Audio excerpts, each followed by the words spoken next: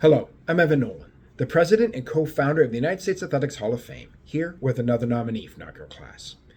When it comes to determining who the greatest defensive player in football is, it's hard to go wrong with a human wrecking ball that was Lawrence Taylor. Born in Williamsburg, Virginia in February of 1959, Taylor was the oldest of three sons, but his first love was really baseball. He spent most of his youth sports career as a catcher. He didn't start playing organized football till he was 15, and his high school coach saw that hulking Taylor walking through his halls and asked him to come try out. And he wasn't that highly recruited out of high school either. He'd attend the University of North Carolina, where he'd start on the defensive line and do some special teams.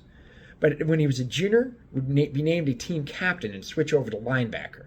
To say that switch helped a little bit. He'd have 16 sacks his senior year, be the ACC Player of the Year, and an All-American. He'd be drafted number 2 overall in 1981 by the New York Giants and make an immediate impact as a major part of the Blue Wrecking Crew, the defense that sustained the Giants through most of the 80s. That 1981 season, he'd record 9.5 sacks, would be the Defensive Rookie of the Year in 1981, and the Defensive Player of the Year in 1981, the only rookie ever to win both awards. He'd win that award again in 1982 and in 1986, which made him the first player ever to win the award 3 times. He'd also win the Burt Bell Award and the MVP in 1986, making one of only 2 defensive players ever to do so. The other one was Alan Page in 1971, and the only one to do so unanimously.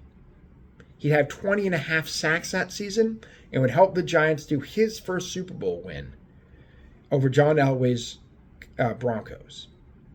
He'd win a second one over the Bills with the Super Bowl 25 and retire after 12 seasons, an 8-time first team and 2-time second team All-Pro. He'd record over 1,000 tackles and over 130 sacks. He was a member of the 1980s All-Decade Team and the 75th and 100th anniversary teams for the NFL. He's also a member of the Pro Football Hall of Fame. He was a monster of a defender and did things that no defender has done before or since. You can vote for Lawrence Taylor or any of our other nominees for United States Athletics Hall of Fame at www.nothalloffame.com/USA. Voting will continue between now and we make our announcement November 1st, so vote as often as you like, as long as it's only once a day. I'll be back soon with another nominee, but until then, take care.